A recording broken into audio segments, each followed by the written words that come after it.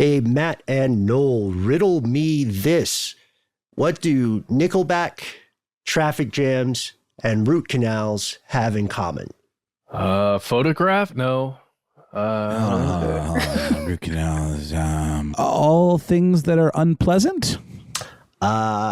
Judges say they will allow it. Yes. Well done, guys. Also, Nickelback, root canals, and traffic jams in 2013 all had higher approval ratings than Congress.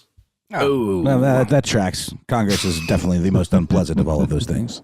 This week's classic episode, we wanted to share with you a thing we worked on called Congress 101. It's no secret that it seems like whatever way the political winds blow in these United States, a ton of people just hate Congress, right? For one reason or another. Yeah. There's this thing that happened last year. I can't remember what it was.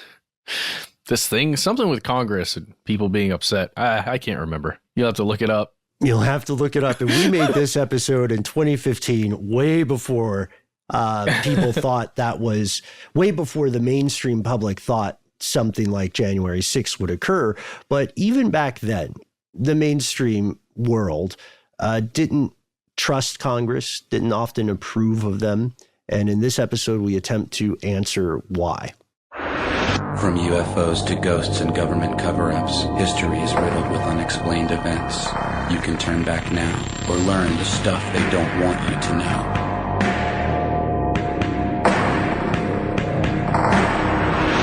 know. Welcome back to the show. My name is Matt. And I'm Noel. And I am Ben, and most importantly, you are here, listeners. That makes this stuff they don't want you to know. If you're listening to this the day it comes out, then we hope you had a happy Thanksgiving. Wait, if you're listening to this the day it comes out, and you celebrate Thanksgiving, we hope you had a good one. That's correct. If it was just Thursday, we hope that worked out for you. Mm-hmm. Do you guys, have you ever... this is just a question. Sure. Have you guys ever deep fried a turkey for Thanksgiving? And do you celebrate Thanksgiving? I've been witness to said turkey deep frying. Yes? It was good. I mean, it was a fried thing. I could, I got... It wasn't extra moist? It was pretty moist. Oh, that word. You have to be careful when you deep fry turkey, right? Yes. There's a certain set of procedures, and the tastiness of the turkey all hinges on that. And you don't want to throw a frozen turkey into oil that is extremely hot. Because you will be blinded. When, fires. Yeah, actually, it's funny because you see this thing on my hand. Listeners, I'm holding up my right hand for the guys here, and there's a series of like 4 or 5 puncture wound looking things on the side between my index finger and my thumb, and it looks like a bite, right? Yeah, but it's not, right? No, it's actually from trying to fry a turkey cutlet because it's a grease bite. It's a grease bite. I got bit by the grease. Speaking of grease. Yes. You know what they say about the squeaky wheel, right?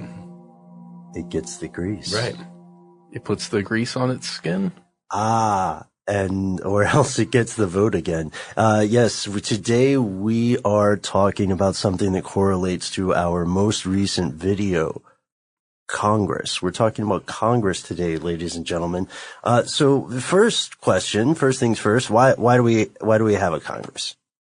I guess I can take this one if you don't mind. So the United States federal government, we're being real proper here, was purposely separated into 3 distinct bodies, entities, if you will: legislative, executive, and judicial. This is all kind of basic civics class stuff. Under this arrangement, each branch was given the ability to check and balance the other. So it's sort of like one hand washing the other, etc. So that no branch becomes more powerful than the other, which is called separation of powers. And it's the basis of the entire American system of government. Also applies in all cases except for one, which is the presidential pardon. Yeah, the separation of powers is extremely important when looking at how the United States functions, how it was formed, and how it functions. Yeah. And that whole idea of the presidential pardon being one of the only things that is an exception to these three powers working together to try and make sure nobody has too much of it. That is a unilateral decision the president can make for his own reasons, basically. Yes. And that's the only situation. There have been some controversial ones. You may have heard a couple of times, at least recently with the past 3 or 4 presidencies, people who are maybe acquaintances or friends, even family who've been pardoned from. Not to mention that turkey that he pardoned. I mean, let's come full circle already. Every year. Yeah. Beating the odds. I wonder, is it the same turkey? I think it's just a stand-in for all turkeys, you know? That might be it. Yeah. That might be it. But there is one other thing that is kind of in a nebulous world outside of these three powers working together, and that is the executive order, which interestingly it's almost like a suggestion to the other powers, right? To the other three, that the executive office can say, hey, we would like this to happen. But an executive order cannot be given to the actual citizens of the United States. Like, President Barack Obama couldn't say X and then each citizens within a state have to do that, or each state has to do that. It's Right. a proclamation. Yeah. It also cannot be directed at Congress or at the Supreme Court. So you can't say sign an executive order saying that now there will be 11 and a half justices, and one of them will just do 20 hours a week. Yeah, so it's given, just to clarify, it's given to an agency, right? Right. It's like the EPA, the DOT, something like that. Exactly. And the reason that we have this complex sort of rock, paper, scissors system is to enforce a kind of check and balance idea. And what that means, again, as Noel said earlier, this kind of early civic stuff, it means it is meant to keep one branch from controlling everything. However, I know there are a lot of people in the audience who'll say, well, yeah, that's good. That's a part of the beauty of our democracy. Funny story, you guys. Technically, the U.S. is not really a democracy. It's not a direct democracy. A democracy originally is a form of government where people decide policy matters directly. So every time the U.S. would make a decision, all 30 plus million of us would get together and say, well, I guess we've got this bill here about standardizing the size for straws, and I feel like they should be thinner. A democracy like that, or a pure democracy, Sure. even some people call it a direct democracy. That may be something that you remember hearing about when the Occupy Wall Street protests were happening, and you would actually have groups of people who would make proclamations, but they would take turns. Did you guys ever go down to one of those? Oh, yeah. It was fascinating to see it working, at least somewhat working on principle. But I cannot imagine that functioning on, with 300 something million people trying to do this. Right. Yeah. There's, and that's what the founding fathers of the U.S. thought as well. But then, if we're not a true democracy, what kind of government are we? Who is this tiny scamp? Well, never mind. I'll answer your question, lad. The U.S. is, technically speaking, a republic because what we do is we vote for other people to go and be our representatives, right? To have our opinions. So we'll say, okay, this person represents a crap load of people in Vermont. Yeah, but they're all kind of the same, right? So it makes sense that one person would represent them. Sure, yes. If you live in the U.S. and you vote, you're only really voting for that representative. And we talked about how you'd have to vote for every decision or policy. The founding fathers thought that direct democracy was a terrible idea. Instability, crime, dogs and cats sleeping together, revolution, theft of property. Mob rule. That rule. is one of the biggest problems that could happen. I mean, especially it's so horrible to even think about, but the disparities in levels of education and understanding throughout humans, mob rule is terrifying. No, and I think we take for granted that we have not really had to experience too much of that. Yeah, no, you're right. We really do. I don't think I've experienced mob rule in any situation. I mean, there's like going to a concert, for example, where you get, let's just picture going to a concert and you get swept up in a mosh pit. Yeah. And you're not into it at all. Yeah. But you kind of have to just go limp and go along for the ride. That's probably a simple version of what mob rule would feel like. Yeah, that's good. That's good. And then there's Reddit. Oh, yeah. Shots fired. Yeah, well, it's more of circle jerk action. So we could say, if we add an adjective, we could call it some different kind of democracy, maybe a representative democracy, because we elect representatives, and those are the people that we're going to talk about today. Interestingly enough, though, it could also be called a constitutional democracy because the Supreme Court, according to the Constitution, appointed for life, not elected, never fired, say whatever they want, and it's a law. That's a little weird. I mean, history is going to look back on that as, at the very best, a compromise. Sure.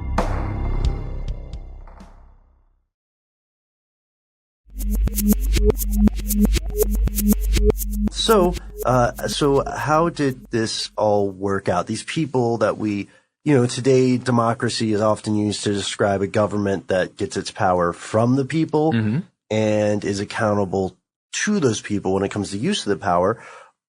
And if that's the thing, right, if the folks that we're all sending to Washington each election are our conduit to the hallowed halls of power, how's it working out? How do people feel about Congress?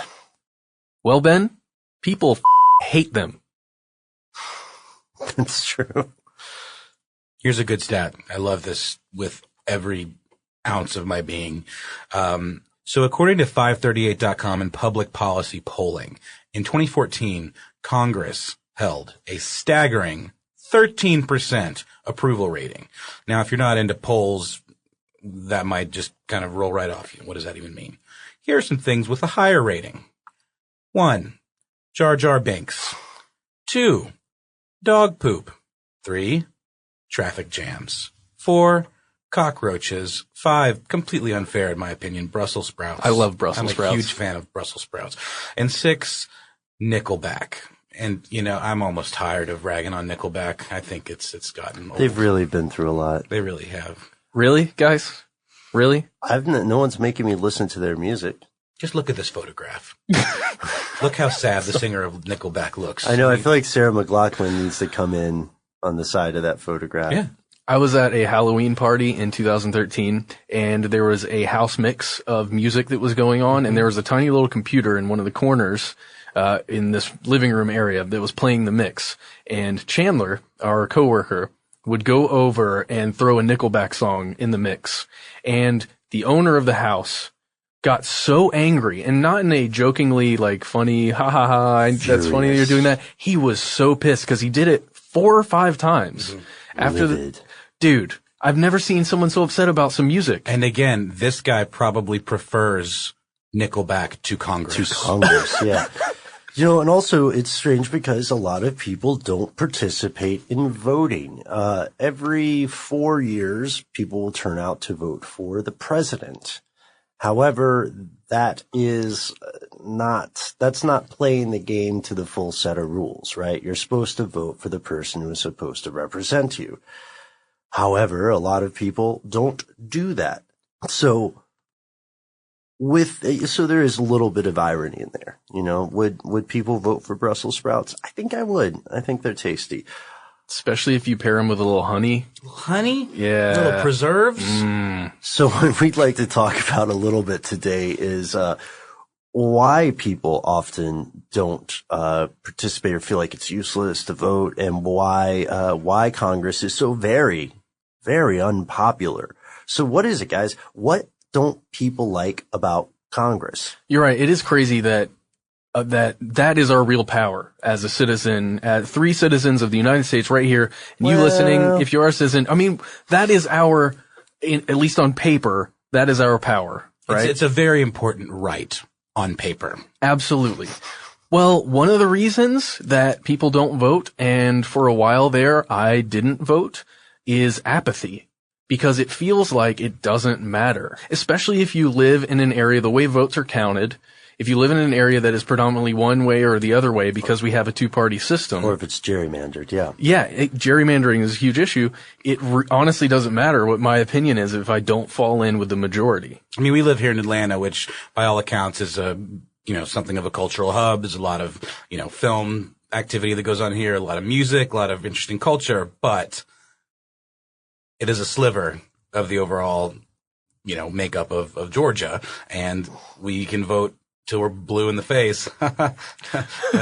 And it's not really going to keep things from turning red. Well, but that, again, it doesn't really matter what side you're on, because you could say the same thing about certain areas in New York, right? I mean, it's just like, and from the opposite direction, of course. But I think that for me, at least in my experience, and for a lot of people I know, that feeling of apathy that you can't actually do anything in it, it's a meaningless power. Agree 100%. Not personally agree that is definitely a factor. Mm-hmm. Yeah. And then another thing I think that a lot of people don't like about Congress, if we're talking about the average voter, is that there's a disconnect. It doesn't seem representative, like the average age for a member of the House of Representatives is around 57. And for the vast majority of our listeners, many members of the House of Representatives and Congress are going to be financially in a much different place. What was that stat you mentioned about the income of a member of Congress? Yes. And where it brackets them? They're put in the 5th percentile, I believe, of all incomes inside the United States. And that's just what they get paid for being a member of Congress and in the Senate in particular. Isn't that about what the president makes? I think the president makes around $400,000 a year. $400,000? Because I just have this memory from when I was a kid, and my mom told me how much politicians made. And I remember thinking, that doesn't seem like much, I would think they'd be gajillionaires. Well, turns out. Well, and the thing is, there are a lot of benefits. That's what I'm saying. Amazing benefits, right? They've got a lot of opportunities to become gajillionaires. Yeah, especially then if you're on the board of a couple things. I believe there's certain restrictions on some of that, but as we are going to find out a little later, there are ways around it. Which I think brings us to another point about why, sort of related to the apathy, about why people are distrustful of Congress, is there's, I think, a pretty palpable sense that these folks aren't necessarily in it for the greater good. They're in it for their quote unquote constituents, and they're in it for their special interests, and kind of like to propel their financial, interests. Or their career, their quest for power, their consultancy. So this brings us to some disquieting things, right? Who are the true constituents? One thing that we've joked about on this show before is, how race car drivers wear sponsorship patches. Wouldn't it be great if elected representatives had to wear those too? I remember this. Yeah, this is a great idea. I am less and less jovial about it as we go on, because it seems like a better and better idea each time we bring it up. It's a fantastic idea. Well, yeah, the way this is my frame of reference, a UFC fighter or an MMA fighter has a big banner that has all their things on it. When they go and make a speech, it just had to be behind them at all times. Yeah, what's wrong with with that? They'd have to really go fine with the print on some of these. So maybe just make a bigger banner. Right. So, maybe just make a bigger banner. Maybe that's the problem with this country, right, ladies and gentlemen? We're going to need a bigger banner. Hey, you could create jobs doing that. I'm just saying. Mm-hmm. That's true. I was just thinking about the graphic designers who would be working on that. Here's the thing, though, with Congress. A lot of the rank and file voters amongst, that's a group that we put ourselves amongst. Mm-hmm. A lot of the rank and file voters see Congress as somewhat above the law. And this came to head with an insider trading scandal. For a long time, insider trading was just fine with Congress. Well, yeah. I mean, when you could keep it quiet and nobody's really talking about it, with the nature of lobbying, you've always got hand-holding, right, and negotiations going on between the congressional body. It's just a hot tip, right? It's fine. Maybe. I got a hot tip. But it becomes a problem then, because when we're talking about constituencies, then are they really looking after the people they represent, or are they looking after the people, the hand that is giving them some money. And unfortunately, that's how a lot of voters see it. Without knowing every single congressperson, I can't really say, I can't really speak to it, but it is a popular and widespread opinion that these representatives or these elected officials are not representing the people so much as the powers. And we saw this really great thing, The Intercept published, back in May or something of this year. You may recall that a few years ago, Congress got in trouble with the insider trading stuff that we were mentioning. However, lawyers last summer in 2014 filed a brief claiming that an SEC Security and Exchanges Commission investigation of insider trading had to be blocked.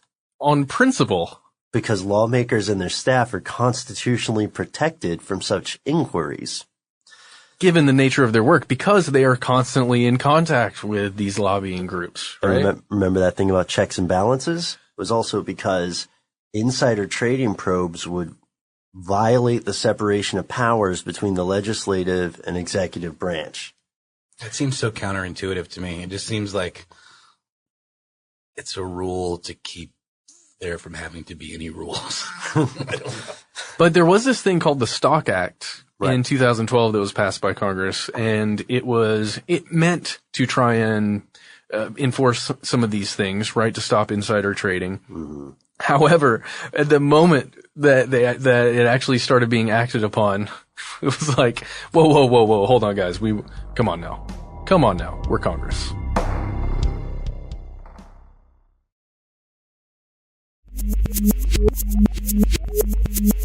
Could I tell you a horrible joke that I thought I wrote? That you thought you wrote? I'll explain. Okay. Knock, knock. Who's there?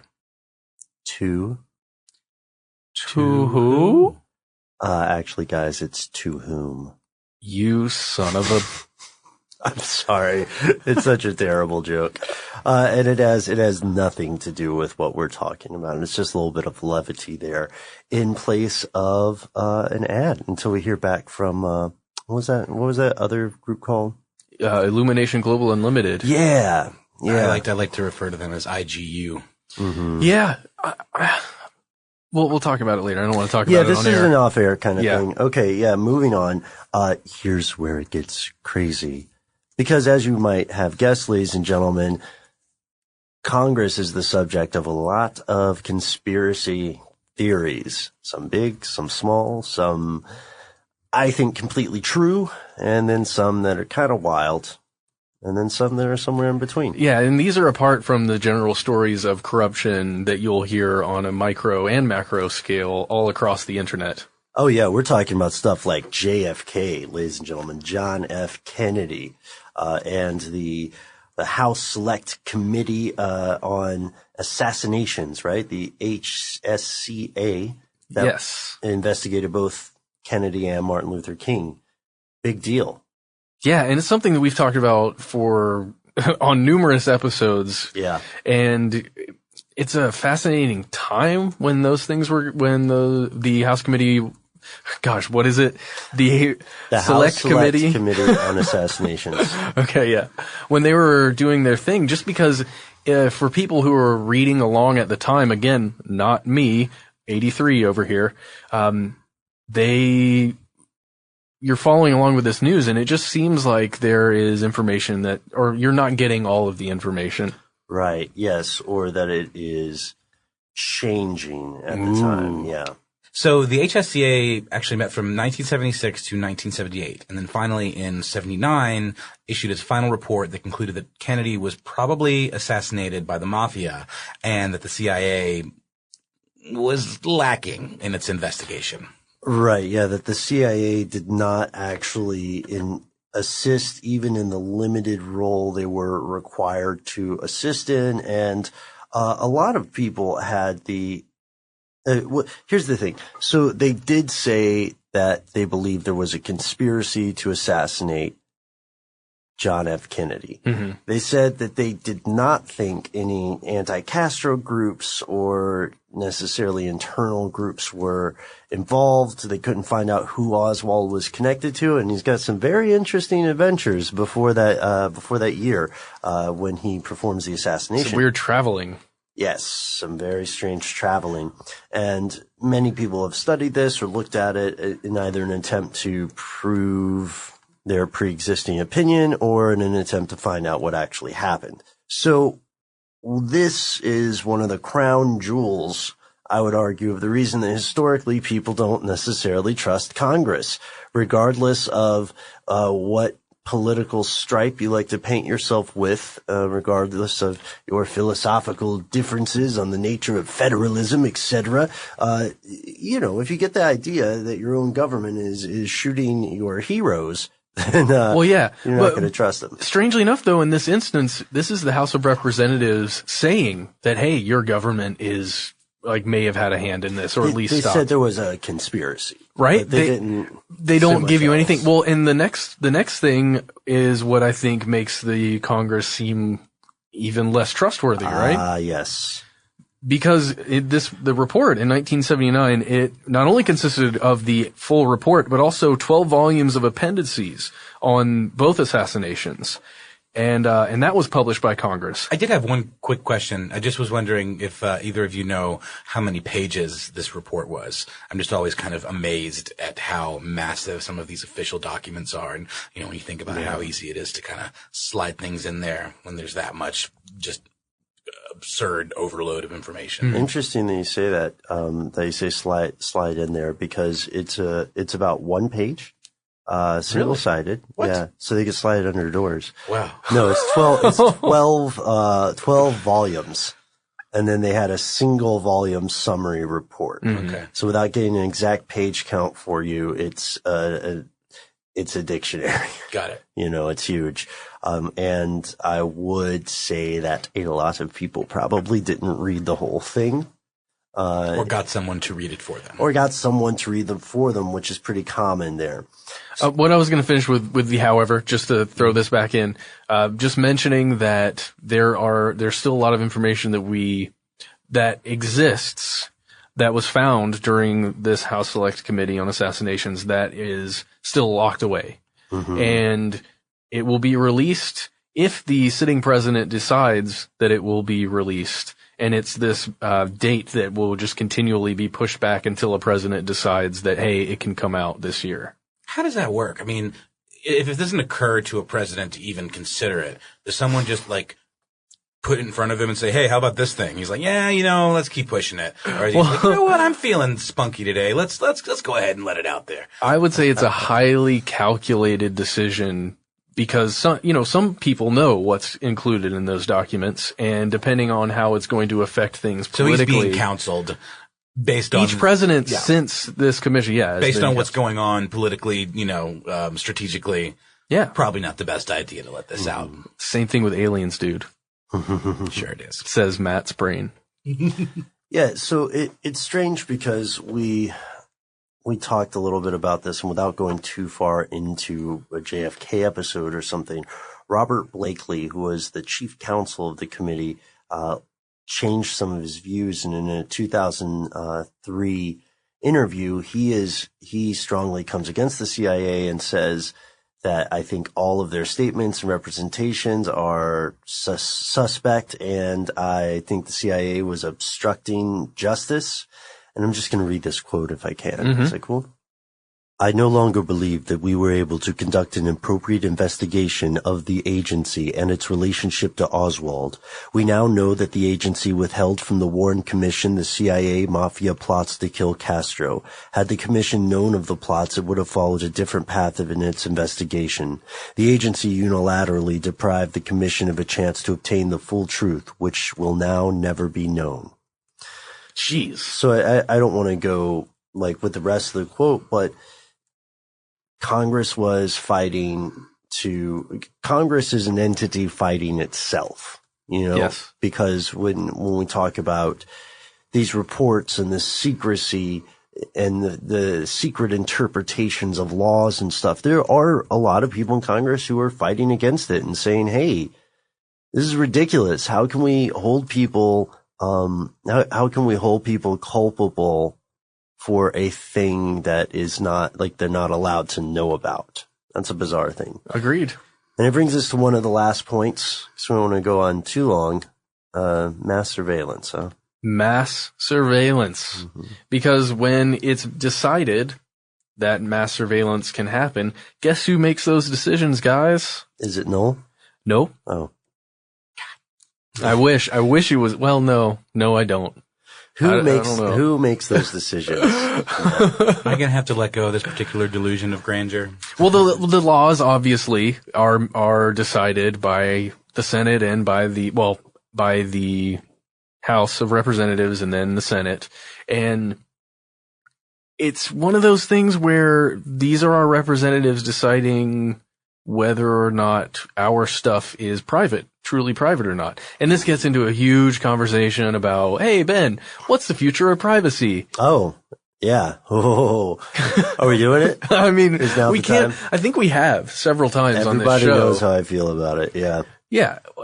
It's a strange and horrible thing to think about how quickly privacy is just not going to exist very, very soon. And how recent it was historically. You know? I would say go back to, I think it was it our conversation about the deep web, where we really got into some of that stuff. That might be a really good episode to listen to if you're interested in this. Agreed.